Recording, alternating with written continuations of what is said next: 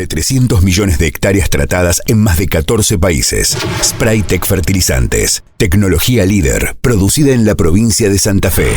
Spraytec Fertilizantes. Una vez, siempre. Bueno, muchas gracias, Gabriela. Muchas gracias a todos ustedes por asistir a este panel que yo diría que, además de ser un panel de lujo, es un panel imprescindible para escucharlo. Necesario.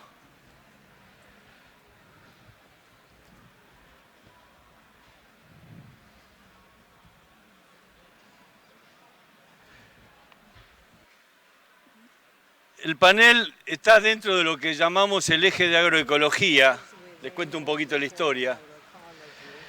Y hace tiempo ya que venimos organizando este eje de agroecología, una palabra que ya es muy antigua, pero que se ha puesto, yo creo que por necesidad, en boca y en oídos de muchos. Esto veo que no me funciona, no sé si me lo pueden venir a solucionar. Mientras tanto, les sigo contando la historia. Resulta que en nuestro ámbito rural siempre nos hablamos entre nosotros.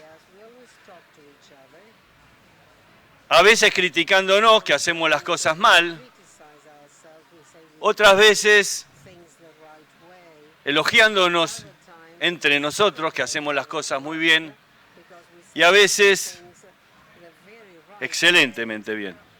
Bueno, es una característica de los argentinos, que somos los mejores. Pero dijimos, che, si siempre nos hablamos entre nosotros, esto es como hacer un sermón adentro de la iglesia. Siempre vamos a estar de acuerdo y siempre nos vamos a entender. ¿Por qué no escuchamos del otro lado a la sociedad? ¿Qué nos está demandando? ¿Qué nos está pidiendo que necesita? Y entonces dijimos, sí, vamos a convocar a la sociedad. Y entonces, ¿a quién convocamos? Y a esto hay que priorizar. Y entonces elegimos tres temas. El primero de ellos, convocar a las ciencias médicas. El segundo, a la ciencia de la nutrición. Y el tercero, al componente de la alimentación y ambiente. Por eso que lo que quiero hacer esta introducción tiene que ver con la calidad de vida, en definitiva, como eje estratégico que va a conducir este panel. En 1987, la Comisión Mundial sobre Medio Ambiente y Desarrollo, creo que esto está en la mente de todos, ya lo conocen, definió lo que es desarrollo sustentable y dijo que es el que satisface las necesidades de la generación presente sin comprometer la capacidad de las generaciones futuras para satisfacer sus propias necesidades. Créanme que los que peinamos canas, hoy le estamos prestando mucha atención a esta definición, porque ya no nos miramos a nosotros en el espejo, sino que en el espejo aparecen nuestros hijos y nuestros nietos. Pero lo que realmente está diciendo esta definición de la Comisión, la letra chica de esta definición, es que no es que la sociedad realiza el desarrollo sostenible del ambiente, sino que el desarrollo sostenible de la sociedad debe incluir indefectiblemente la dimensión ambiental. Nosotros no vivimos en un pedazo de tierra del barrio, vivimos adentro de una biosfera que está conformada por el suelo, el agua y el aire que respiramos. Ese es nuestro ambiente, esa es nuestra casa, la biosfera. Decía Konrad Lorenz, un amante de la naturaleza, médico, quizás el maestro del estudio del comportamiento animal, que recibió el premio Nobel, y decía que el hombre puede crear como agricultor y ganadero un nuevo ambiente ecológico ajustado estrictamente a sus necesidades, relacionado con la definición de la Comisión Mundial. Y que este medio ambiente humano puede ser tan duradero y productivo como el medio ambiente natural. ¿Ustedes creen que esto se puede cumplir? Yo creo que sí. Yo creo que sí. Creer es tener fe. Siempre y cuando, se lo agrego a la frase de Conrad, siempre y cuando sepamos y podamos equilibrar las necesidades y, por qué no, los intereses del hombre con las necesidades de la naturaleza. Hoy hablamos de agricultura agroecológica, hablamos de agricultura bajo cubierta, según los momentos históricos por los que fuimos pasando. A mí no me lo contaron, lo viví. Yo nací en la época de la agricultura de la labranza y transité todo el camino hacia la siembra directa. Hablamos de agroecología, hablamos de agricultura regenerativa, hablamos de agricultura generativa, hablamos de agricultura sustentable, hablamos de permacultura con cierto tinte religioso, hablamos de un montón de agriculturas, pero todas son transversadas por principios básicos comunes. Y entonces, si me permiten, ya que estamos en la generación de nombres, les voy a agregar uno más, que es por lo menos a mí el que más me gusta, que es el de agronomía responsable. ¿Cuáles son los desafíos que enfrenta la agronomía responsable entonces? Hemos trabajado mucho y lo seguimos haciendo, quizás porque es nuestro métier y hasta nuestra pasión, trabajar en lo que hace más allá de la productividad, en la producción de alimentos, fibra, energía. En el impacto nos preocupamos por el impacto ambiental y fundamentalmente por el cambio climático. Nadie va a dudar de la importancia que tiene. Recién acabo de venir de un panel relacionado con el cambio climático. Nos preocupamos por la biodiversidad, nos preocupamos por la conservación del suelo y el agua, plataforma central de nuestra fábrica de alimentos, fibra y energía, y nos estamos preocupando cada vez más por la resistencia de plagas. Pero quizás desde el sector rural nos cuesta, quizás porque no nos dedicamos a eso, y quizás eso no nos deja ver lo que tiene que ver de alguna manera con la convivencia campo-ciudad, que sí está en la mesa del debate, y que tiene que ver con la salud y calidad de la vida, la nutrición con alimentos sanos y de calidad, y la demanda de los mercados. Por eso, ahora sí, si me permiten, es presentarle a este panel de lujo, porque nos van a desburrar, perdónenme el término, en estos aspectos que no manejamos tanto.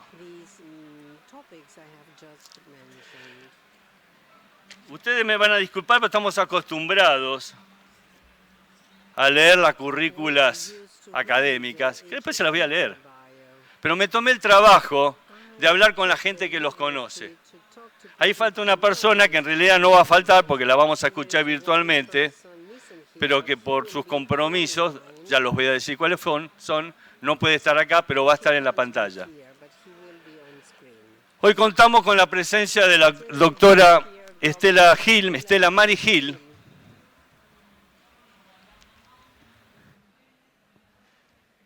Y pregunté a la gente que los conoce, che, esta gente, ¿qué hace? La doctora Gil, Estela, permitime si te puedo decir Estela, dedicó su vida profesional nada menos que a la vida y a la salud del niño, pero también de la madre de ese niño, con una mirada integral desde la medicina más allá de la salud, desde lo nutricional desde lo ambiental e incluso desde lo deportivo y desde lo educacional, fomentando la regionalización del mensaje sobre la necesidad del niño y su desarrollo. Prueba de ello es que no dudó cuando la invitamos en aceptar venir a este ámbito rural, pero comprometido con la sociedad.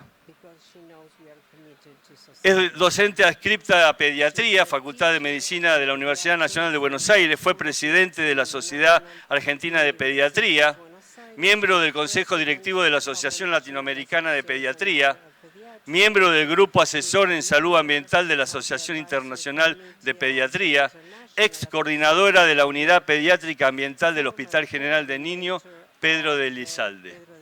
Si ustedes me permiten, yo voy a leer todos los currículum para que después las exposiciones no sean interrumpidas por esto. Y de paso sepan con qué equipo van a estar compartiendo. Sergio Britos, que si nos está escuchando, bienvenido Sergio.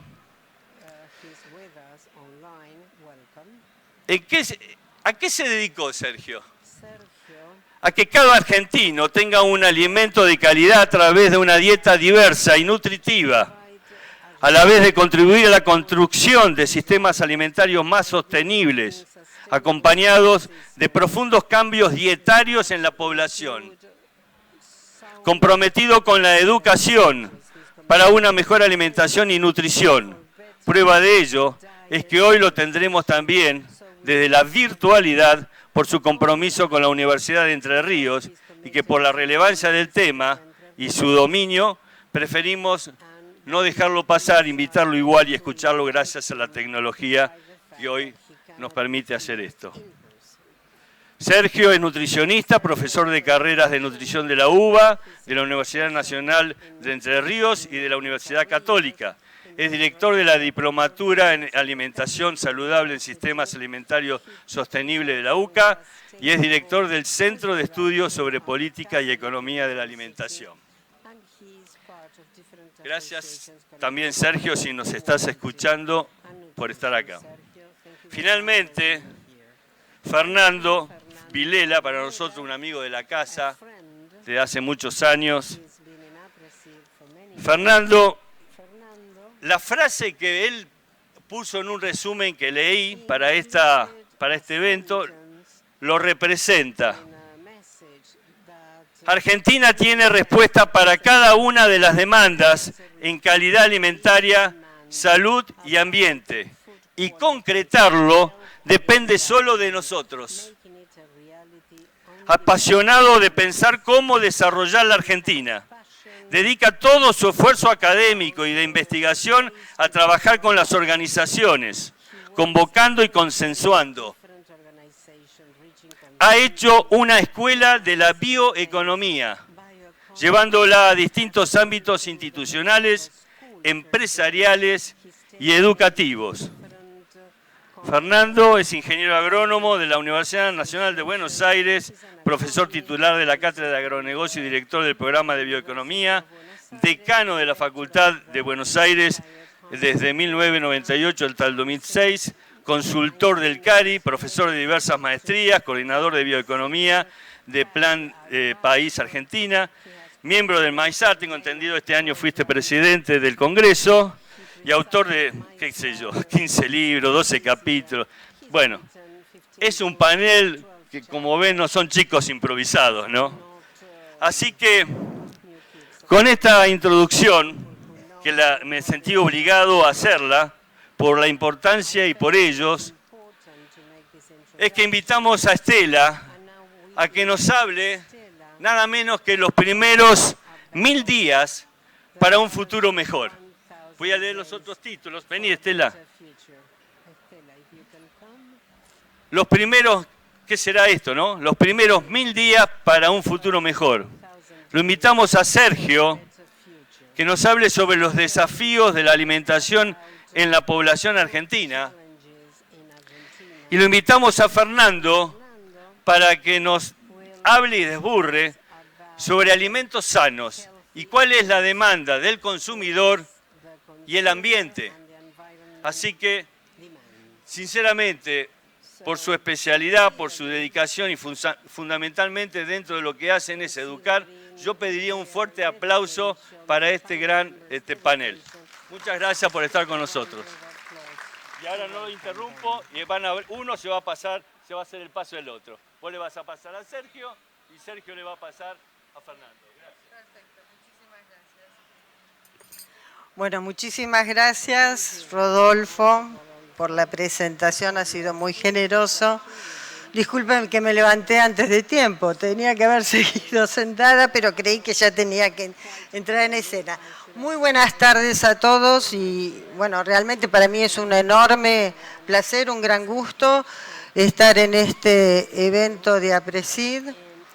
Y bueno, para explicar un poco, para charlar entre todos de qué se trata esto de tener que hacer mucho hincapié en esta etapa de los 1000 días de vida para un futuro mejor. En realidad, cuando... me tengo que ir, estoy en tu presentación, creo, ¿no? Vamos a sacar tu presentación. Claro. ¿Es así? Quiero salir de la tuya, pero no me... A ver si me ayudás, por favor. Y después tenés ahí el reloj. Sí, te hablaste 20 minutos. Ahí está. Y acá está. ¿Esta es? Esta, ahí va. Y presentación. Perfecto. Ahí, y con esto. ¿Sí? Bueno, en realidad cuando me hicieron esta invitación para hablar de este tema, no es que no dudé, sí dudé un poquito porque digo, bueno, ¿cómo transmito esto? Como decía Rodolfo siempre, nosotros predicamos entre nosotros mismos y esto para mí es un sector distinto y es la primera vez que tengo el gusto de participar en este tipo de eventos. Así que estuve viendo a ver de qué manera podía hacer la introducción en este tema y justamente viendo esta imagen dije, ¿por qué me voy a complicar si nadie mejor que ustedes saben qué necesita esa semilla para convertirse en una planta adulta, para convertirse en el cultivo deseado?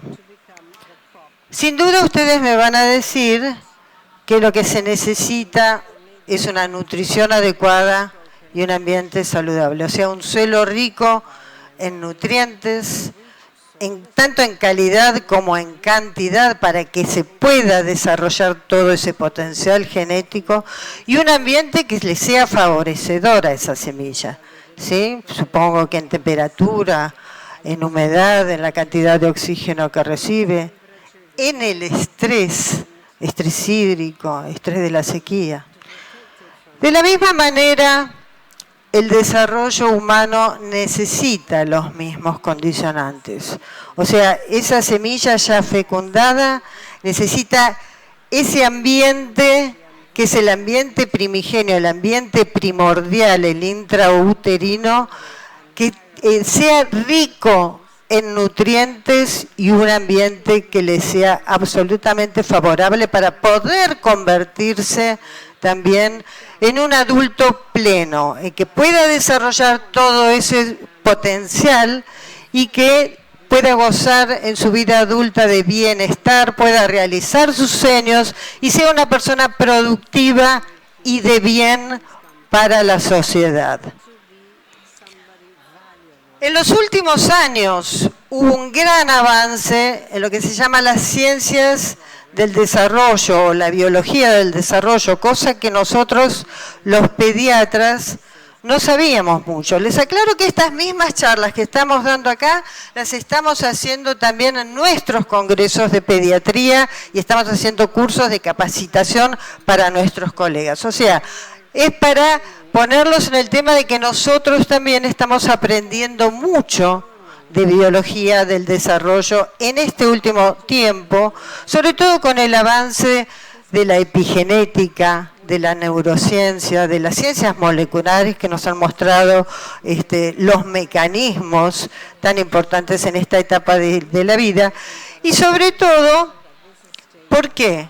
Porque nos ha mostrado que estos 1000 primeros días de vida, o sea, los 270 días de embarazo, más los 2 años primeros en la vida postnatal, son la etapa más crítica del desarrollo, la etapa donde esa semilla fecundada, el óvulo, se va a empezar a reproducir rápidamente, a constituir en miles de células que se van a organizar a una tasa de crecimiento muy veloz, que va a necesitar requerimientos nutricionales ricos para poder formar esos órganos y tejidos y sus funciones, ricos en calidad y en cantidad.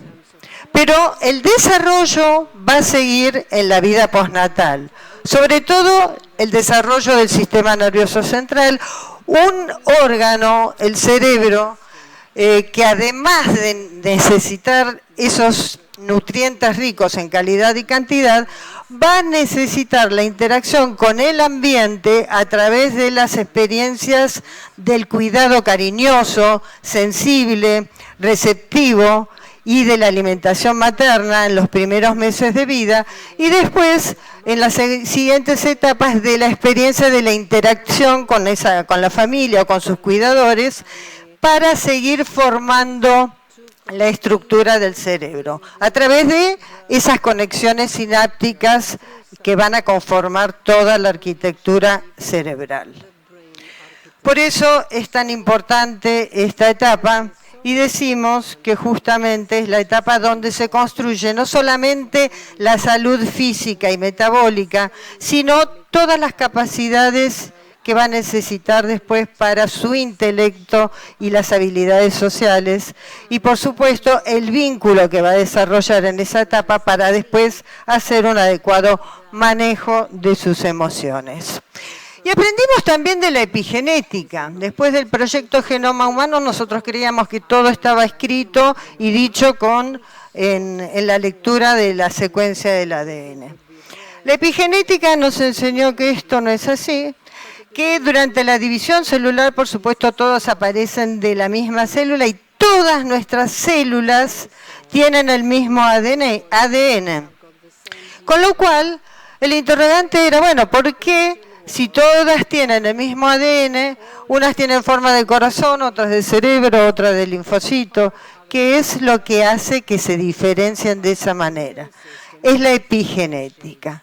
La epigenética, que es el mecanismo que regula la expresión de los genes. O sea, es un mecanismo, podríamos decir, químico, que agrega determinadas moléculas al ADN. Epi es porque no lo compromete al ADN, sino está por encima, pero sin alterar la secuencia del ADN, y mediante ese mecanismo va a activar la fábrica y va a decirle a las células en qué se tienen que transformar. Vos en corazón, vos en cerebro, y con qué funciones metabólicas van a desarrollar. Eso lo hace la epigenética en el desarrollo humano. Pero también la epigenética es la que responde frente a los estímulos ambientales, ya sea de una manera positiva, siguiendo su interpretación del genoma, si es el ambiente favorable, o de una manera negativa hacia lo que se llama fenotipos. Cambiando fenotipo es la estructura y la función de cada órgano hacia una manera distinta relacionada con la salud, si ese ambiente es desfavorable.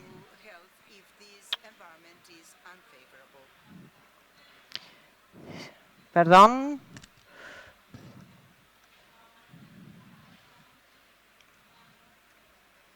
A ver si me ayudan, porque pongo siguiente y no pasa.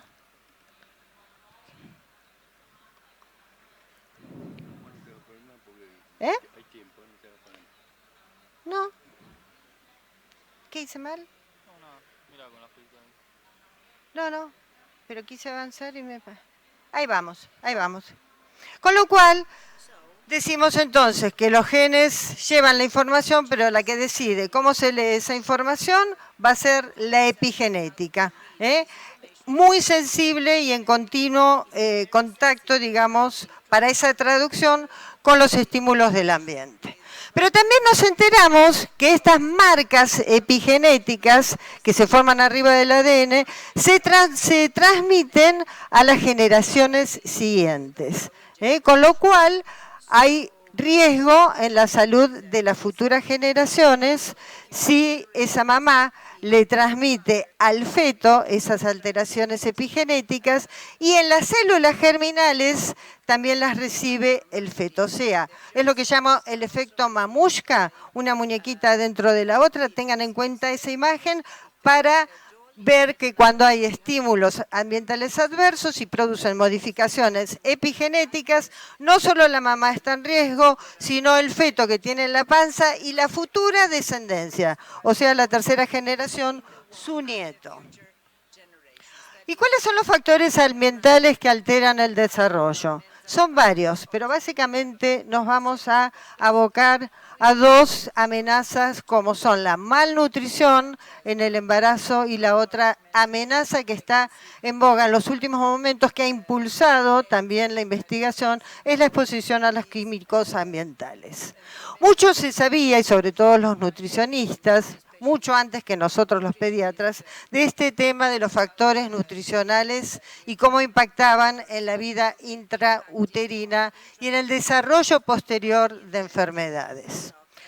Frente a los requerimientos, digamos, escasos nutricionales, frente a la desnutrición materna, por ejemplo, se vio que había una reacción de adaptación en el feto, porque inteligentemente sabe que tiene que sobrevivir y perpetuar la especie. Entonces, de alguna manera, esos escasos recursos nutricionales de la madre producen cambios epigenéticos que van a conformar una forma distinta de los órganos y sus funciones. Eso se llama programación fetal.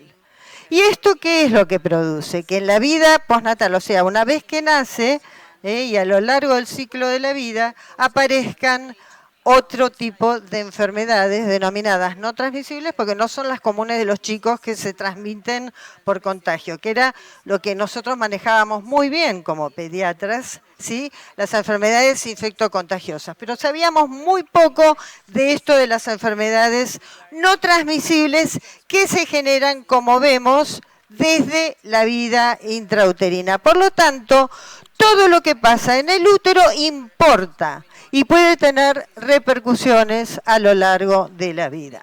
Esto es, digamos, lo que nos está enseñando estos nuevos conocimientos sobre el desarrollo infantil.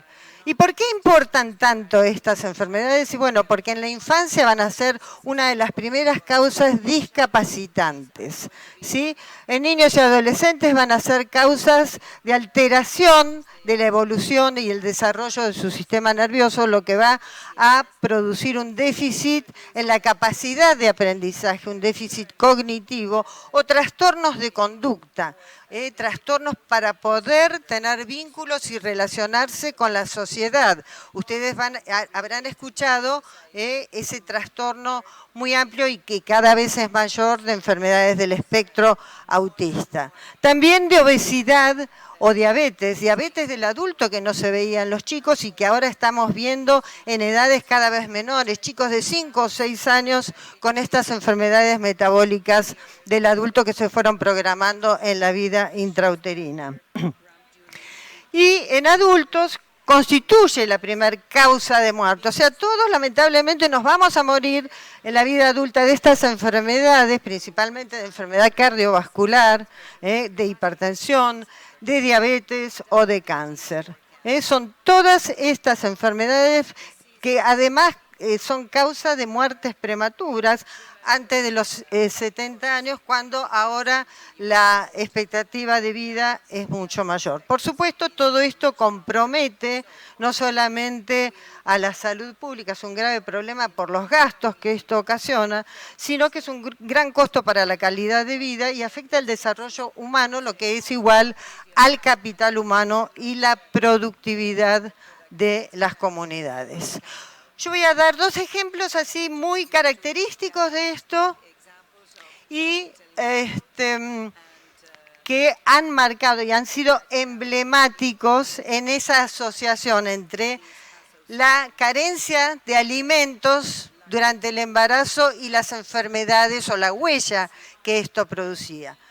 Y un hito emblemático es la hambruna holandesa. Durante la Segunda Guerra Mundial, cuando los alemanes hicieron el bloqueo de los Países Bajos en forma abrupta por, digamos, una represalia contra los británicos que querían salvar a los Países Bajos de esa ocupación, entonces bloquearon toda la costa occidental de Holanda y de golpe se quedaron sin alimento.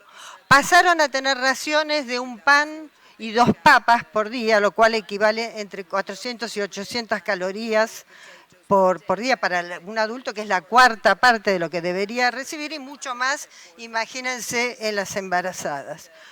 Esto causó, además de muertes agudas por desnutrición, causó una huella en aquellos nenes que fueron concebidos durante esta etapa, ¿sí? Y de esta cohorte que se estudió, de la gente que había nacido entre 1943 y 1945, después se fueron seguidos en la vida adulta y se vio como esos chicos que habían padecido hambre dentro del útero, en ese primer hogar, habían tenido consecuencias y tenían 3 veces más enfermedad cardiovascular, diabetes, obesidad, hipertensión, de que, digamos, sus pares que no habían padecido hambrunas. Y esto es un experimento realmente natural, casi, porque nadie se atrevería a restringirle los alimentos a una embarazada para ver qué pasa con el feto y después en el ciclo de la vida. Pero fue un experimento natural que dejó secuelas tan importantes, a pesar de que después los aliados a los pocos meses, fue una hambruna corta de 6 meses, pero terriblemente grave, que produjo estas secuelas, a pesar de que después se pudo recuperar el ingreso calórico. Hoy nuestra problemática es otra, no es la de nutrición. Ustedes saben que el grave problema de salud pública en el mundo, y que nuestro país no quedó atrás, es el de la obesidad. Lo cual también el exceso de nutrientes y de nutrientes de mala calidad van a producir alteraciones en esa programación de desarrollo y estas mismas enfermedades no transmisibles, enfermedad cardiovascular, diabetes, etcétera, etcétera, etcétera.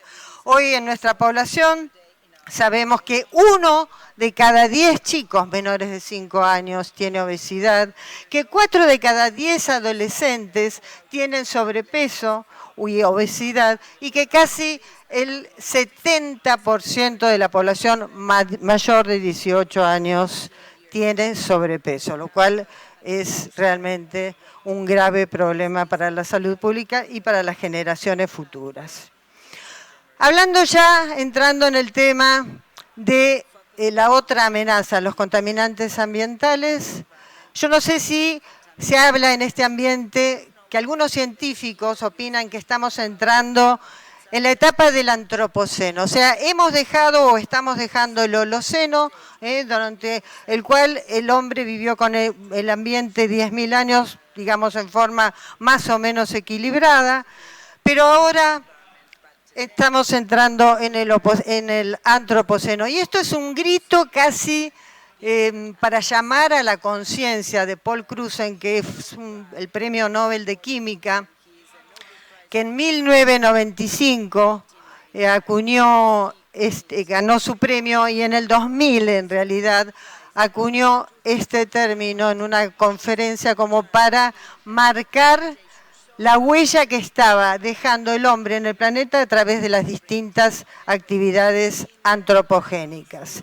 Y sin duda, son muchos los sectores que contaminamos el ambiente. Muchos hemos contaminado durante años a través de la producción, como la industria, los químicos de la industria. Nosotros, el sector sanitario, también hemos contaminado durante años y seguimos contaminando a pesar de que hemos logrado algunos cambios para mitigar la contaminación. La industria de los plásticos, de artículos de uso personal, los hidrocarburos, metales pesados y por supuesto el sector agropecuario. Todos estos sectores contaminamos el ambiente y realmente hemos llegado a ser un cóctel químico, o sea, más que nada a través de la inhalación y de la ingesta de alimentos, ese cóctel químico de todas estas actividades antropogénicas le llegan al bebé y producen, sabemos, distintas alteraciones, ya sea modificaciones epigenéticas que, como dijimos, se van a transmitir a la descendencia, alteraciones hormonales, alteraciones, ahora se está estudiando a este nuevo órgano que tenemos a partir del nacimiento, que es el microbioma intestinal, y por otros mecanismos van a producir alteraciones en la salud. Esto es tan así que nosotros que creíamos que la placenta era el gran filtro, hoy sabemos que no es así y que en un recién nacido se pueden detectar más de 300 químicos producto de la elaboración y las actividades antropogénicas de estos distintos sectores. Después del nacimiento siguen siendo distintos a nosotros y con una especial vulnerabilidad los chicos. Necesitan del cuidado de los adultos, están al ras del suelo, donde generalmente se condensan mayormente las sustancias químicas plaguicidas que usamos en el hogar u otro tipo de productos químicos para la limpieza. Tienen ese comportamiento que no tiene el ser humano, que es la actividad mano-boca, se llevan las manos sucias a la boca, tienen mayor superficie cutánea, consumen más agua, aire y alimentos que los adultos, con lo cual si eso está contaminado, encima en un órgano, en un cuerpo que tiene sus órganos inmaduros y no los puede detoxificar o no los puede eliminar, imagínense qué impacto puede llegar a tener en la salud y en el desarrollo de esa criatura. Entonces ustedes se preguntan, y fue la gran pregunta que me hicieron, bueno, ¿y por qué el campo está bajo la lupa ahora? No es solamente el campo, han sido muchos y hemos estado nosotros también bajo la lupa. ¿Ahora es el campo? Y bueno, sí, por el uso probablemente a gran escala, sobre todo a partir de la década del fines de 80, del 90, la gran escala de fitosanitarios y en especial de plaguicidas, que es uno de los que más nos preocupa. Yo voy a hablar simplemente de esta cohorte. Ustedes saben que para que justamente se puedan correlacionar estos efectos de la exposición intrauterina y la salud posterior en la descendencia y a lo largo de la vida de esa descendencia, se necesitan estudios de cohorte, que son estudios carísimos y que requieren un seguimiento longitudinal realmente muy estricto. Hay una cohorte que se hizo en la comunidad de Salinas, este estudio que se llama chamacos, como se los llama a los niños de esta población, que en su mayoría son migrantes mexicanos. Esta población es una cohorte que sigue la salud de la madre y de los niños de esta comunidad agrícola que es Salinas, es una comunidad de California que es probablemente la de mayor productividad de los Estados Unidos. Y se está siguiendo, lo traigo a colación porque es la cohorte más antigua, o sea, la que más años tiene de recolección de datos y que tiene una evidencia robusta de los efectos de los plaguicidas en la salud. Por supuesto, uno puede hacer estas búsquedas en Cochrane o en PubMed y encuentra más de 200 artículos hoy publicados sobre esta cohorte, que tiene distintos impactos. Yo no voy a mostrar, pero sí resumir en este cuadro los distintos plaguicidas organoclorados que siguen persistiendo en el ambiente y están en nuestro organismo, sobre todo por esa afinidad por el tejido adiposo, que se encuentran no solamente en el tejido adiposo materno, sino también en la leche materna, órganos fosforados que producen retraso del crecimiento, bajo peso al nacer, trastornos del neurodesarrollo, disminución en la función pulmonar también, obesidad y síndrome metabólico, que es equivalente también a obesidad, hipertensión y mala regulación de la glucemia. Entonces, uno se pregunta, bueno, acá somos varios los sectores que hemos contaminado al ambiente y que hoy sabemos qué efectos tienen sobre el desarrollo infantil. Y si ustedes me preguntan, ¿qué necesita la sociedad? El alimento, el ambiente, la atención y cuidados especiales en esas primeras etapas de la vida es lo que hace la diferencia. Y ustedes lo tienen al alcance de la mano con esta sociedad. Nada más. Bueno, le paso la palabra ahora a Sergio, al doctor Sergio Britos. Gracias.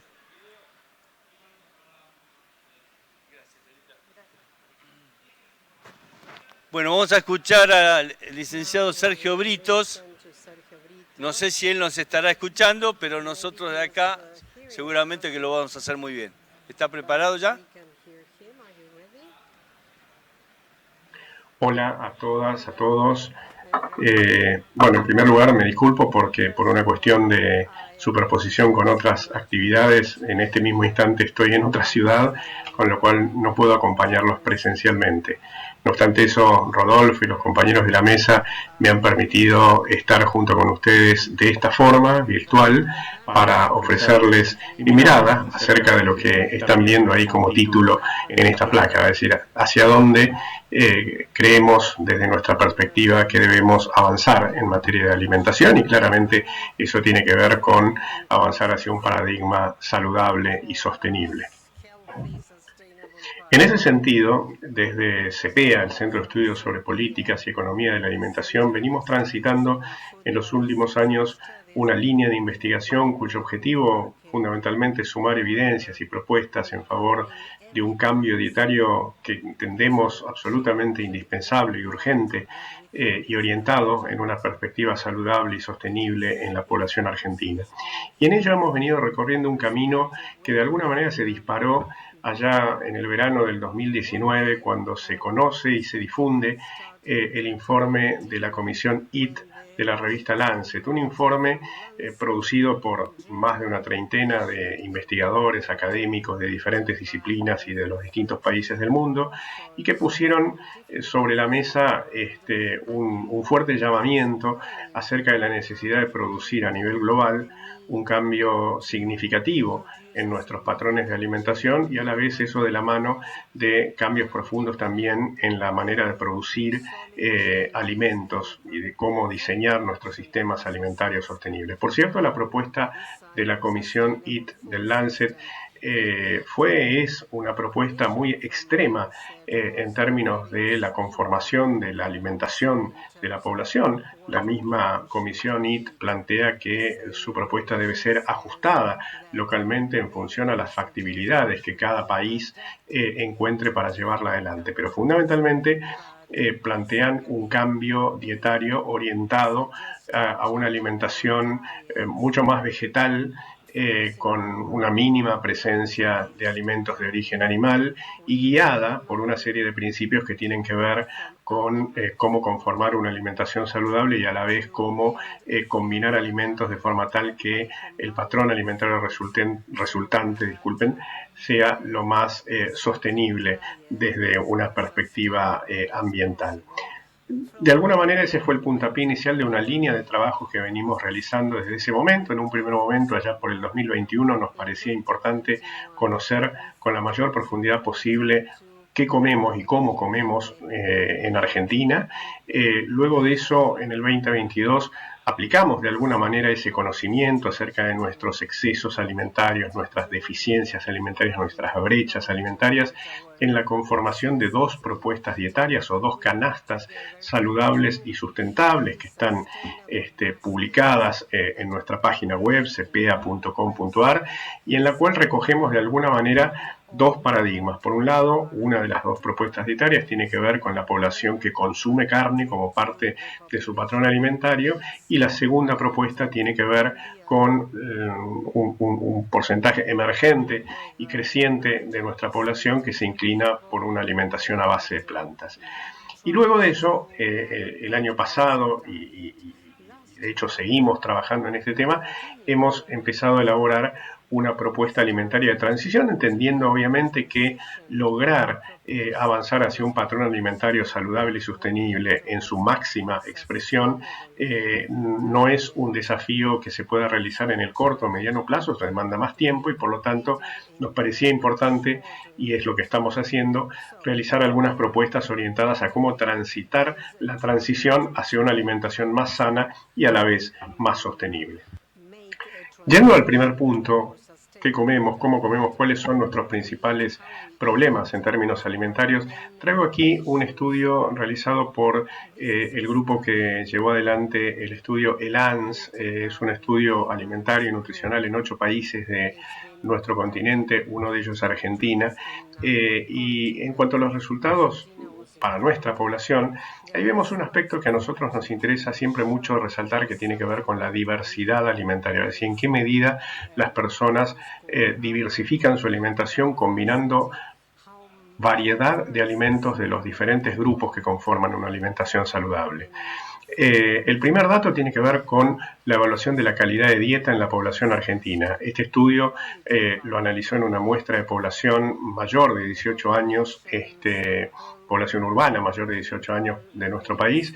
El promedio de calidad de dieta, medida la calidad de dieta con una metodología validada en diferentes publicaciones de la literatura nutricional, en una escala de 100 tiene un puntaje de 63, es decir, estamos un poco a mitad de camino, un poco por encima de mitad de camino en materia de calidad de dieta. Ahora bien, los resultados en cuanto a diversidad plantean que en promedio la dieta argentina tiene también en una escala de 0 a 10 una diversidad de apenas 4.5, es decir, tenemos un rasgo de monotonía en nuestras elecciones alimentarias, que es un rasgo muy característico en diferentes estudios que uno analiza en términos alimentarios.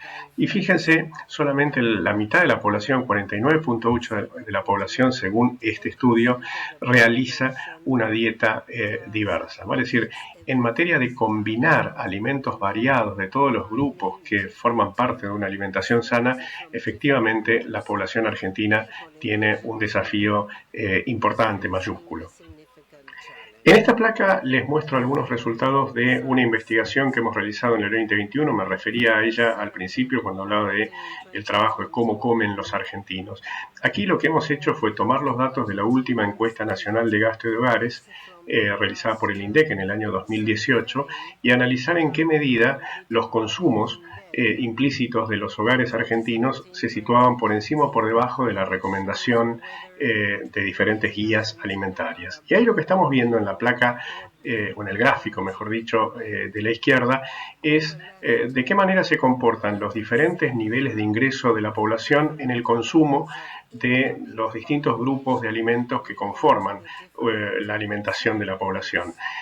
Cuando vemos a los grupos que se sitúan por debajo de la línea 0 que representa la recomendación, encontramos que prácticamente toda la población argentina, con un gradiente directamente relacionado con los ingresos, vale decir, quienes tienen menores ingresos tienen mayores brechas o deficiencias alimentarias, pero la población en su conjunto tiene severas deficiencias en el consumo de hortalizas, de frutas, de lácteos y de legumbres junto con granos y cereales integrales. En la mayoría de los estudios que realizamos, estas brechas alimentarias son comunes, vale decir, los grupos más característicamente deficitarios de nuestra dieta son esos 4 que mencioné: verduras, frutas, lácteos y fundamentalmente legumbres, cereales integrales y granos. Como ven ustedes, en una proporción muy alta de la población, prácticamente 2/3 de la población, cuando uno realiza un promedio, se sitúa en una condición de brecha alimentaria por déficit en alimentos que son esenciales en la conformación de una dieta saludable. Y cuando uno mira lo contrario, es decir, cuáles son los grupos de alimentos que están por encima de la línea de la recomendación, siempre encontramos también los 3 más característicos. Los alimentos que más excesos presentan en la dieta promedio de la población argentina son las carnes, y en particular las carnes rojas, los cereales refinados, harinas, arroces, panificados, hortalizas feculentas como la papa, y los alimentos que nuestras guías alimentarias llaman de consumo opcional u ocasional, que son fundamentalmente los alimentos que presentan exceso en el aporte de azúcares en la dieta. Es decir, 4 déficits característicos: verduras, frutas, legumbres y lácteos; 3 excesos también característicos: cereales muy refinados, harinas, panificados, papa, carnes rojas y alimentos fuente de azúcares de consumo ocasional. Claramente estos alimentos son los que configuran el desafío fundamental de cambio dietario en la población argentina, que, como vemos, atraviesa transversalmente a la población en su conjunto. Quienes tienen mayores ingresos tienen mayores déficits, quienes tienen mayores ingresos tienen a la vez mayores excesos, quienes tienen mayores ingresos tienen menores déficits y presentan mayores excesos, pero la población en su conjunto presenta una matriz de brechas alimentarias muy homogéneas. Estamos en presencia de un problema que atraviesa universalmente a la población argentina toda.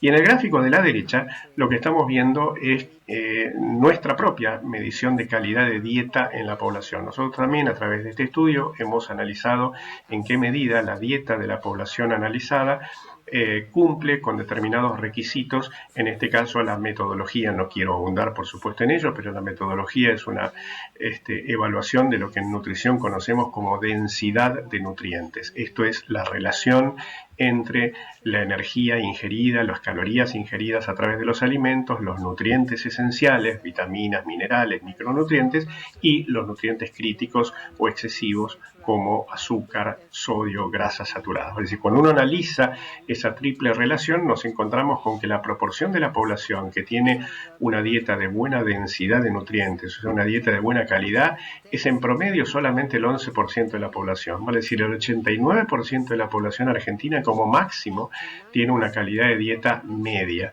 y de hecho el 40%, el 39% de la población tiene decididamente una baja calidad de dieta, con lo cual unimos de alguna manera los datos de la diapositiva anterior y esta, y encontramos que la dieta de la población argentina es poco diversa y es baja en términos de la calidad, en términos del equilibrio o desequilibrio de los alimentos que la conforman. Este es otro estudio que publicamos muy recientemente, hace apenas un mes y medio, menos de 2 meses, el estudio ABC Dieta, un estudio que hicimos en 11 grandes ciudades de Argentina, entre ellas Rosario, por supuesto, y en la población en su conjunto. El estudio tiene muchos resultados, muchas conclusiones, está disponible para su lectura en nuestra página web, pero traigo acá un resultado que me pareció interesante para presentárselos, para comentárselos. ¿Cuándo empieza y cómo persiste a lo largo de la vida esta condición de brechas o de desequilibrios en la alimentación de nuestra población? Particularmente a partir del 3er año de edad se produce un deterioro en la diversidad y en la calidad de dieta, en la conformación de nuestro patrón alimentario, y esas deficiencias o esas brechas persisten a lo largo de toda la vida. Es decir, hasta los 3 años de edad, de alguna manera, la alimentación es cuidada en nuestros niños, y a partir de ese momento disminuye el aporte de alimentos que los nutricionistas llamamos protectores, vegetales, lácteos, y aumenta el aporte relativo de carnes, en particular carnes rojas, y de harinas, panificados y también comidas listas, sándwiches, pizza, empanadas, tartas, que empiezan a conformar nuestro patrón alimentario en forma creciente, siendo que estos últimos son alimentos comparados con los primeros, los vegetales, por ejemplo, que tienen una mayor densidad calórica, de forma tal que ese patrón de deterioro de la calidad de dieta va acompañado por un exceso en la ingesta de energía, y esto por supuesto que es muy coherente con las enormes prevalencias de sobrepeso y de obesidad que tenemos en la población argentina. Y lo anterior nos permite definir cuáles son las claves del cambio dietario que venimos proponiendo a partir de los resultados de nuestras investigaciones. Por un lado, es necesario que la población argentina duplique el consumo de verduras y frutas frescas. Hay que multiplicar prácticamente 10 veces el consumo de legumbres junto con granos, cereales integrales. Por eso es que hay que identificar todas las oportunidades posibles de reemplazar el exceso que tenemos en el consumo de carnes rojas por legumbres, disminuir a la mitad el consumo de panificados, harinas comunes, arroces, fideos de harina de trigo, cambiar la ecuación entre harinas blancas e integrales, es decir, sumar harinas integrales y reemplazar el exceso en el consumo de harinas blancas, disminuir a una frecuencia de no más de 2 veces por semana el consumo de carnes rojas y también el de pollo. Entre ambos, la verdad es que no deberíamos consumir más de medio kilo por semana. Esto nos lleva a no más de 26 kilos por año. Es decir, comparemos el consumo actual de carnes en Argentina con un consumo de 26 kilos por año entre carnes rojas y pollo. Verdaderamente tenemos ahí un desafío enorme, y obviamente disminuir al mínimo el consumo de bebidas azucaradas, galletitas, fiambres y embutidos y panificados dulces, siendo que estos son los 4 productos que más contribuyen en la dieta argentina al exceso en la ingesta de azúcares. Ya empezando a terminar, mostrarles de alguna manera el camino que venimos recorriendo a través de nuestra línea de investigación. Muchas veces en Argentina, cuando se refiere a la alimentación o al costo de la alimentación, suele tomarse como elemento de referencia la canasta básica de alimentos. Y verdaderamente la canasta básica de alimentos es el mayor y más fiel reflejo de lo que no hay que comer, de cómo no hay que comer. Verdaderamente la canasta básica de alimentos es el ejemplo de cómo comer para malnutrirse. Por eso es que ya hace unos 5 o 6 años atrás publicamos nuestra primera versión de canasta saludable de alimentos que sigue las pautas de una alimentación, por supuesto, sana. Más cerca en el tiempo, en el 2022, hemos refrescado nuestra primera edición de Canasta Saludable y hemos publicado las 2 propuestas dietarias a las cuales yo hacía referencia en la presentación: una canasta saludable y sostenible para la población que sigue una alimentación flexitariana y otra para quien sigue una alimentación a base de plantas. Y en este momento venimos trabajando ya desde el año pasado. Tuvimos la suerte de haber ganado el premio a la mejor investigación en ocasión del premio La Nación Banco Galicia del 2023. Venimos trabajando, en una propuesta transicional. Sabemos que llegar a un paradigma o a un estándar de una alimentación saludable y sostenible es un desafío mayúsculo, y por lo tanto es necesario transitar una transición en ese camino, y es lo que venimos trabajando, proponiendo cómo realizar pequeños pero sustentables cambios en nuestra alimentación, de manera tal de acercarnos progresivamente a una alimentación más sana, más amigable con el ambiente y a la vez asequible desde el punto de vista de su costo y adaptada socioculturalmente al tipo de alimentos que los argentinos solemos consumir. Bueno, en estos un poquito más de 15 minutos he tratado de reflejarles de alguna manera cuál es el camino que venimos transitando a través de nuestras investigaciones, en este punto en el que muchas veces nos han escuchado hablar acerca de la importancia y la urgencia de producir un cambio dietario en la población argentina toda, un cambio dietario saludable y que además sea sostenible. Estamos convencidos de que es necesario y es urgente producir una transformación importante en nuestros sistemas alimentarios que debe ir de la mano de un cambio profundo en ciertas rigideces de nuestro patrón alimentario. El 55% de la población argentina hoy padece de sobrepeso y obesidad. O sea, más de la mitad de la población está enferma de la misma enfermedad. Un porcentaje mínimo de la población lleva adelante una alimentación saludable. La mitad de la población tiene una dieta monótona. Digo, tenemos elementos suficientes en términos de números producidos por estudios alimentarios que hablan por sí solos acerca de la necesidad de encaminar nuestras políticas públicas en pos de un cambio dietario saludable y sostenible en nuestra población. Les dejo ahí abajo nuestra página web, nos pueden encontrar también en CP Alimentación, en Instagram y nuestro LinkedIn. Ahí tenemos todos los datos y todos los estudios que yo acabo de presentarles y les agradezco enormemente su atención. Hasta luego.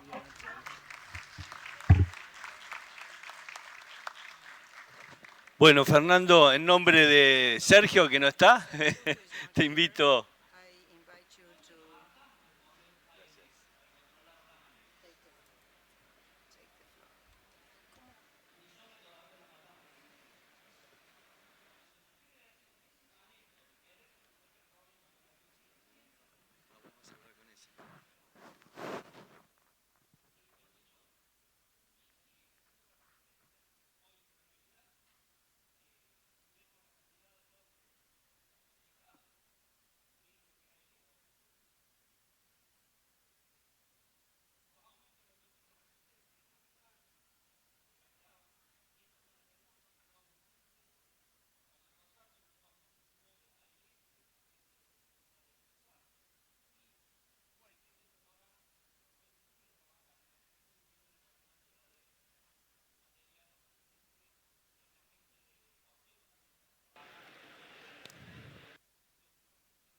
Hola, bueno, buenas tardes. Muchas gracias por la posibilidad de estar conversando, por la generosa presentación que hizo Rodolfo hace un rato. Y bueno, la perspectiva que voy a hacer es una perspectiva distinta, tratando de ver demandas globales, y tanto sea desde el punto de vista del consumidor como desde el punto de vista del ambiente. A lo largo de distintas charlas en este congreso tan relevante, está muy claro que hay ciertas tensiones, visiones desde las demandas que responden a lo que podemos caracterizar como los objetivos del desarrollo sostenible y los acuerdos de París, ¿no es cierto? Cualquier cosa que nosotros emprendamos hacia el futuro que no esté vinculada conceptualmente a esto, más allá de que hay que hacer una reflexión y un posicionamiento nacional en torno de qué significa esto, sin comprar discursos extranjeros, no vamos a poder lograr instalar nuestros proyectos, no vamos a lograr conseguir financiamiento si no están referidos conceptualmente a esta visión que representa estos dos desafíos de la humanidad. Una humanidad que está tensionada por distintas cuestiones, ¿no es cierto? Una cosa que es central es el tema de la población, ¿no? Esta es la curva de crecimiento poblacional desde que aparece la agricultura, más o menos unos 10.000 años antes de Cristo, hasta hoy. Fíjense cómo es la tasa, ¿no es cierto? Estos valores desde el último siglo han crecido de una forma sustantiva, ¿no es cierto? Y cada muy pocos años estamos agregando 1.000 millones de personas, ¿no? Cuando los primeros 1.000 millones requirieron desde esos menos 10.000 hasta el siglo XV más o menos, ¿sí?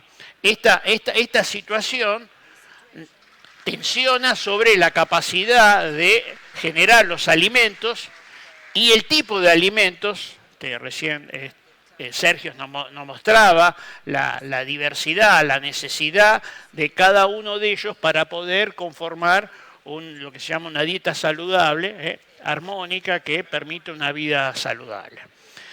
Eso además está atravesado por otro elemento que me parece que es importante tenerlo presente, ¿no? Cuando nosotros vemos las curvas de extrema pobreza a nivel global, fíjense, esto es desde 1820 hacia la actualidad, llega al 2015. En 1820, Revolución de Mayo, independencia de la Argentina, más o menos, en el planeta el 95% de la gente era pobre. El 95% de la gente era pobre. Y esto me parece que es un elemento que tenemos que tener claro. ¿Qué vino pasando desde aquel momento? No solamente se incrementó fuertemente la población, sino que además esa población es cada vez menos pobre. Aparecen las clases medias y aparecen demandas que tienen que ver con una situación distinta de la tradicional. Estas clases medias, ahí estamos viendo algunos números en miles de millones, crecieron sustantivamente y ese crecimiento está relacionado con el tipo de... dale. Perfecto.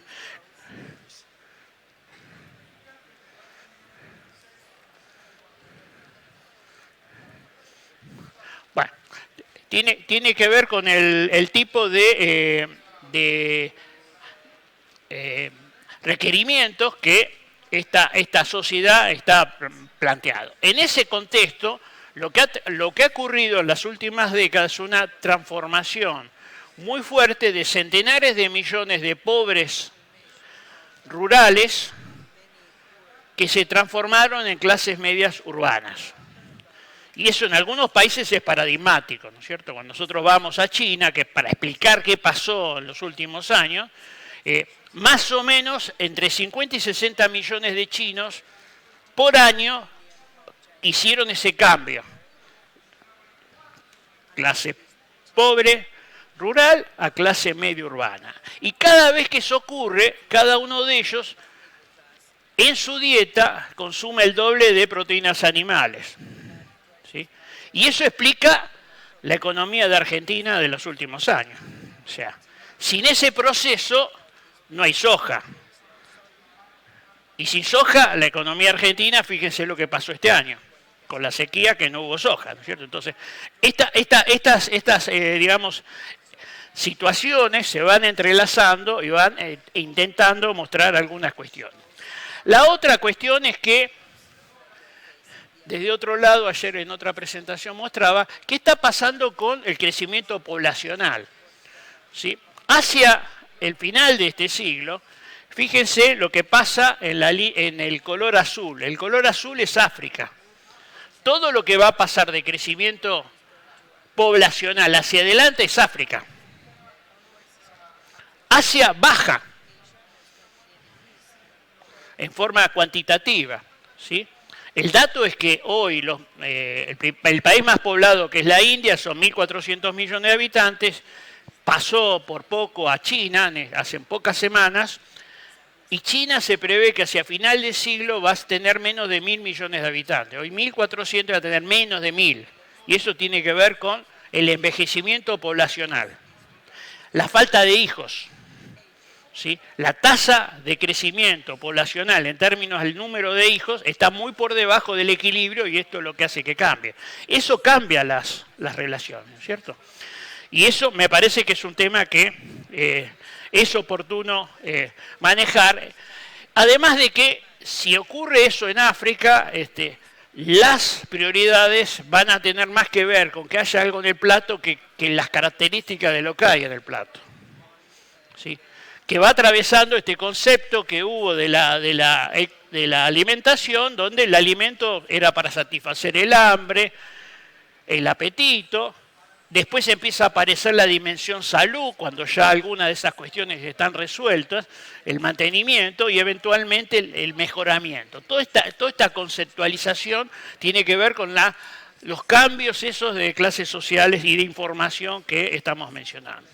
Ahora, cuando miramos qué pasó en términos de la producción de alimentos, frente a esa tasa gigantesca de crecimiento poblacional, por ejemplo, desde los 60 para acá, desde los 60 pasamos de 3.000 a 8.000 millones de habitantes.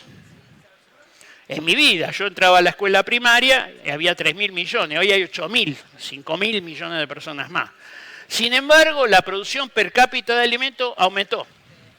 Creció más que ese crecimiento, 25% más. En los 60 se producían 650 kilos por habitante y hoy estamos en términos de los 850 kilos por habitante. Pero además cambió la composición. Cuando empezamos a mirar, muchas de las cosas que nos decía Sergio que había que hacer a nivel global están pasando. Porque los volúmenes de crecimiento de los alimentos de mayor densidad nutricional, que decía él, aquellos que tienen más cantidad de proteínas, vitaminas y minerales por cada caloría que contiene, son los que más crecieron. Fíjense, la línea verde son las carnes, más proteínas, la línea roja son las hortalizas no feculentas, o sea, las que no son raíces como papas, mandiocas, etc., las que él promueve que hay que consumir. Las frutas cítricas aumentan, las no cítricas y las que, bueno, todos estos crecimientos de cantidades per cápita de alimentos saludables crecieron. Y eso está asociado a esto que yo mostraba antes del crecimiento de las clases medias, ¿no es cierto? Y del aumento poblacional. Cuando vemos los que no son dinámicos, que no crecieron, justamente son aquellos como son los cereales, pero hay un grupo que podría tener que ver y crecer, que son las legumbres, y ahí no está. El tema de la leche, que están para abajo, ¿sí? Y las hortalizas feculentas, que son aquellas que son pura calorías, ¿no es cierto? Onda mandioca, papas, yucas, etc. Desde otra perspectiva, mirando, por ejemplo, en el caso de trigo, soja y maíz, la línea naranja es el crecimiento de la población desde los 60 para acá.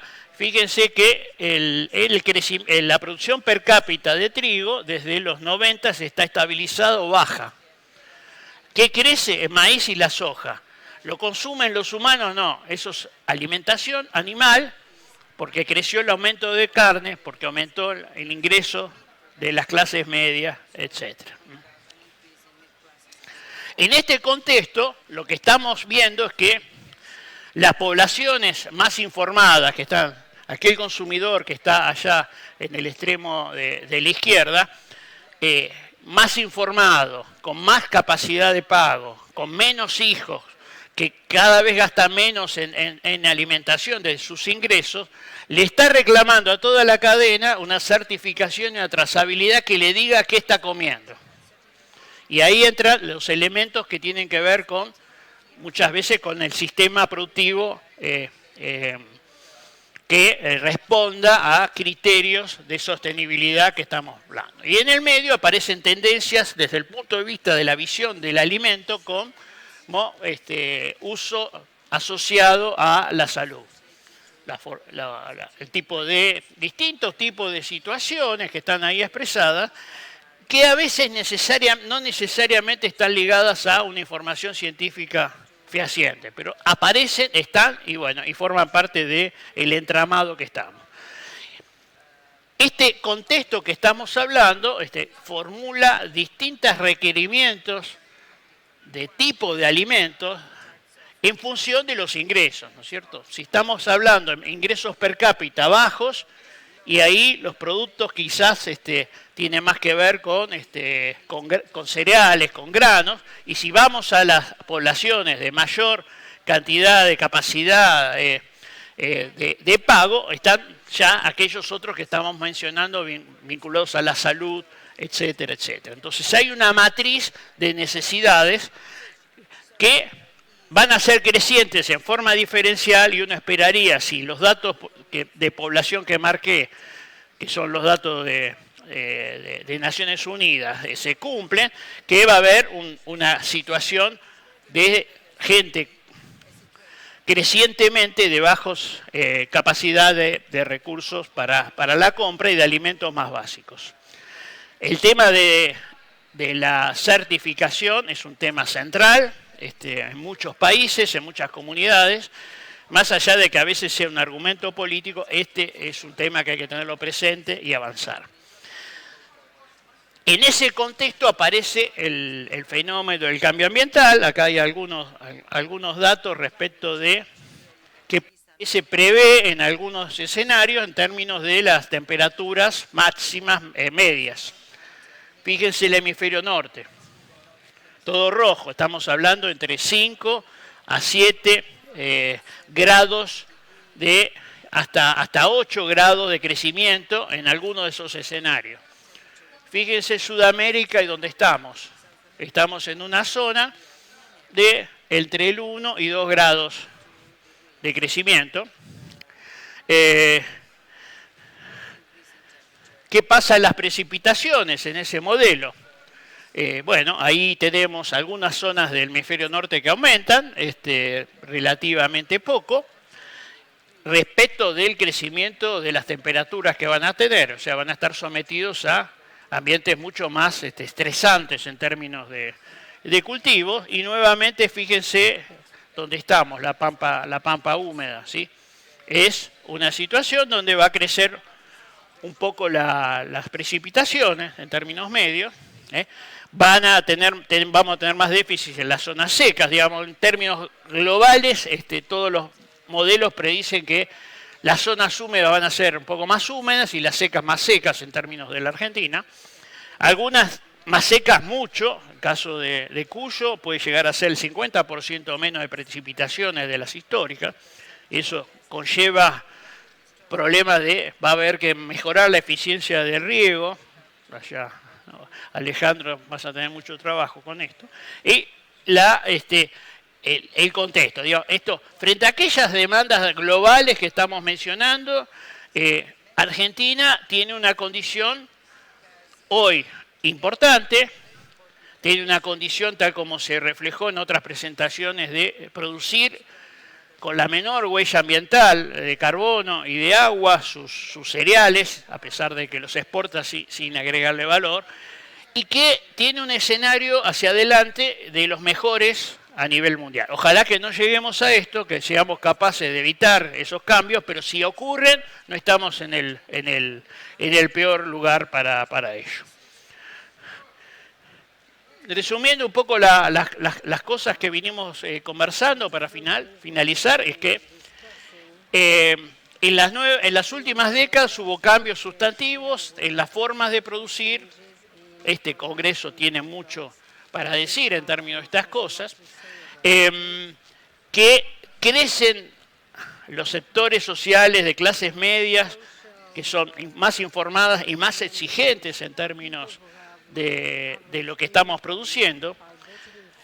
Hubo un crecimiento poblacional gigantesco, ahí estamos planteando desde los 60 para acá, de 3 a 8 mil millones de habitantes, pero a pesar de eso, la producción per cápita de alimentos aumentó 25%. O sea, no hay otro momento histórico donde hoy el problema de que haya 850, 900 millones de personas con hambre en el planeta tenga que ver con la producción de alimentos, tiene que ver con la distribución. Es un tema de las políticas, es un tema de otra índole, no porque está faltando alimento, a pesar de la explosiva cantidad. Es cierto que en la composición eso es distinto. En un trabajo que habíamos hecho con Sergio hace algunos años, si el conjunto de los argentinos tuviera una dieta saludable, en términos de la descripción que hacen los nutricionistas, Argentina debería duplicar la actual producción de hortalizas y frutas solo para el consumo de los argentinos. O sea, esa fábula de que Argentina produce para 400 millones de habitantes En frutas y hortalizas produce para 20 y pico millones de personas, si lo medimos en términos nutricionales, ¿no es cierto? Esta me parece que es la situación y que debería eso engancharse también con otras cuestiones que tienen que ver con el desarrollo territorial, el desarrollo social, en la cual la producción de frutas y hortalizas genera mucho trabajo y mucho trabajo en esos sectores, ¿no es cierto? Aumentaron aquellos alimentos que son de mayor densidad nutricional, tal como dije. Hay en la sociedad o en algunas sociedades una asociación de la alimentación con la salud. Hay una exigencia creciente a partir de la conciencia ambiental, de las certificaciones y la trazabilidad. Y eso está conectado con tecnologías que tienen que ver con los sensores, con los sistemas informáticos cada vez más sofisticados. Eso baja el costo sustantivamente de estas cuestiones. Esto convive con aquellos que no están en el requerimiento de la calidad, si están en la necesidad de que haya algo en el plato, no tanto de cómo es las características que están con el plato, ¿cierto? Y ahí hay una discusión importante hacia adelante, y por lo que vimos, Argentina tiene capacidad de respuesta a estos escenarios de varias maneras, en forma actual y también futura. O sea, estos datos que mostraba de lo ambiental tienen que ver con esas consideraciones. Esto que caracterizamos como la bioeconomía, la vaca viva, digamos, para diferenciarla de la otra. La vaca viva es la fotosíntesis actual contra la fotosíntesis de hace millones de años, que está enterrada y que la desenterramos. Y bueno, y acá tenemos circuitos virtuosos mayores. Creo que en este contexto genera oportunidades porque están los recursos naturales, humanos, empresarios, científico-tecnológico, que, bueno, yo entiendo que requieren ciertas políticas de amplios consensos, que muchas veces son más que de desregulación que de tratar de ponerse a definir cosas desde los escritorios, ¿no? Y que eso seguramente generará una transformación en términos de divisas, de puestos de trabajo, desarrollo territorial, etcétera, que el mundo nos estaría permitiendo porque sus demandas están alineadas con muchas de las cosas que nosotros podemos hacer y hacerlas bien. Muchas gracias.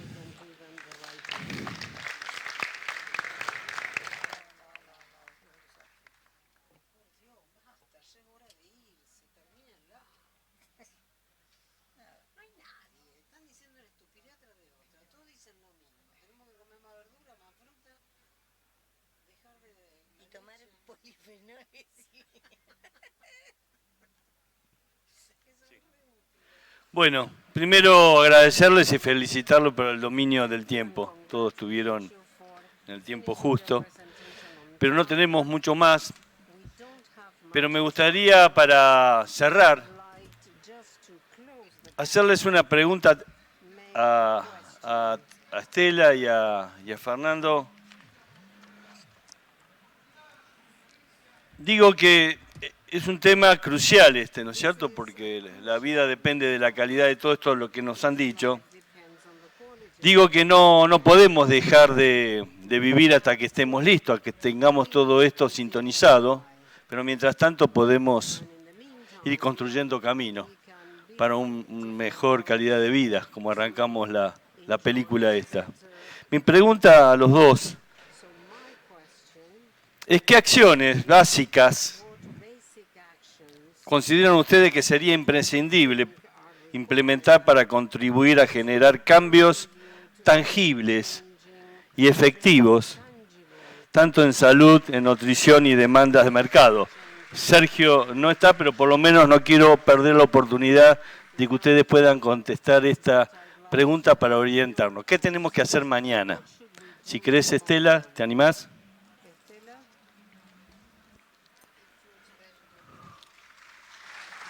Hola. Bueno, gracias por esta pregunta. Realmente yo pienso que lo primero que podemos hacer es esto que estamos haciendo. Juntarnos entre todos como creo realmente que debemos comprometernos todos los sectores con el desarrollo humano. Es una cuestión de todos. Compartir esta información. El sector sanitario, nosotros sabemos qué es lo que tenemos o cuáles son los requerimientos que se necesitan para un buen desarrollo temprano y una vida saludable. Pero es fundamental también tener el apoyo de la sociedad. La lactancia materna, por ejemplo, sumarse otros sectores y posibilitar al menos esos 6 meses cruciales de alimentación materna exclusiva, dando posibilidades laborales como para que la embarazada pueda, la madre pueda llevar a cabo una lactación efectiva. Eso en primer lugar. Yo puse la última diapositiva porque ahí tenemos la respuesta. Digo, ¿cómo la lactancia materna es la jalea realmente de esos primeros meses para conformar la salud, construir la salud, prevenir la obesidad y todas esas enfermedades que se van a ir dando en la vida adulta? Y después, por supuesto, la educación de la población. Culturalmente tenemos arraigados distintas culturas en cuanto a la cocción y selección de los alimentos, y es como decía Sergio, más o menos hasta los 2 años, más o menos el niño puede llegar a tener cierta diversidad en los alimentos. Y después opta por las dietas blancas, papa, harinas, azúcares. Y esto lo seguimos viendo a pesar de la implementación de las políticas en los comedores escolares, que muchas veces es una dieta realmente poco diversa y con preferencia de harinas. Así que creo que por otro lado, ofrecer otros sectores los alimentos que sean inocuos, de buena calidad, con diversidad en la calidad nutritiva. Y bueno, información para la población, y ustedes verán con todo esto que hablamos de cómo hacer una producción más sustentable. Gracias, Estela. Fernando, ¿qué podemos sumarnos? Sí, a ver, vos empezaste diciendo una de tus primeras frases de no hablarlo entre nosotros, ¿no es cierto? Necesitamos el conjunto de la sociedad. Sermonear adentro de la iglesia. ¿Eh? Sermonear adentro de la iglesia. Sí, claro, si estamos en la pecera, eso, la capacidad de multiplicar va a ser muy limitada, ¿no es cierto? Y entonces me parece que una de las cuestiones es encontrar la forma de comunicarse con el conjunto de la comunidad para transmitir algunas de estas ideas que tienen distintos efectos, ¿no es cierto? Algunos tienen que ver con la salud, tal como se expresaba y hemos escuchado, y otras tienen que ver con desarrollo, otras tienen que ver con visiones de país, etcétera, que da la impresión de que no se terminan de poder comunicar adecuadamente. No sé si es un tema que me escapa por qué ocurre esta cuestión, pero si no hay una comprensión y una captura de los conceptos de parte de ciertas mayorías supuestamente informadas, como pueden ser las clases medias, va a ser muy difícil que eso se transmita a las políticas activas. Especialmente en otros momentos históricos había ciertos liderazgos que eran capaces de transformar a pesar de que no estaba la situación, ¿no es cierto? Nosotros sabemos bien que en el primer primer censo de la Argentina, que lo hace Sarmiento en 1869, eran menos de 2 millones de habitantes, cerca de ese número. Más del 80% era analfabeto. 1869, ¿no es cierto? Esa toma de conciencia de ese dato, más una conceptualización, hizo que ciertos liderazgos hicieran de la educación una transformación que fue sustantiva, ¿no es cierto? Bueno, no parece ser que hay ese tipo de liderazgo. Bueno, entonces que haya un conocimiento social más amplio, por ahí puede tensionar y promover que este tipo de nuevas ideas, que son las que corresponden a este momento, puedan avanzar. Lo interesante es que hay un mundo que está traccionando para muchas de las cosas que Argentina está en condiciones de hacer. Lo bueno es que depende de los argentinos, de que esto se tome. Lo malo es que depende de los argentinos, porque hasta ahora hace mucho que no estamos haciendo bien las cosas, ¿no es cierto? Ahí hay, digamos, una esperanza. Yo soy esperanzado de que esto pueda ocurrir y que esas transformaciones involucren aspectos que tienen que ver con lo económico, pero no solo eso, sino lo ambiental y especialmente lo social, porque, bueno, estamos con cerca del 60% de nuestros chicos son pobres. ¿Qué tipo de alimentación están recibiendo? ¿Qué expectativa va a haber de transformarse en un intelecto que pueda tener que ver con una transformación? Bueno, eso es complejo. Vuelvo a repetir, creo que estamos en condiciones de transformar, depende de nosotros. Y este año hay algunas instancias por las cuales podemos hacer cosas. Si me permiten, lo voy a resumir en 2 palabras para terminar las reflexiones de ustedes. La primera es la conciencia, la toma de conciencia, transmitir conciencia, que no es otra cosa que transmitir conocimiento reflexivo. La segunda es compromiso, pero no individual, sino compromiso colectivo. Esto no es un problema de uno, sino es un problema de todos. Entonces, esas 2 palabras me parece que tienen que ir juntas. Realmente les agradezco en nombre de todos muy profundamente este aporte. Para nosotros es muy importante para, mejorar la calidad de vida de todos nosotros. Creo que merecen un fuerte aplauso. Lo mismo para Sergio, que no sé si nos está escuchando o está tomando el avión seguramente. Muchísimas gracias a todos ustedes.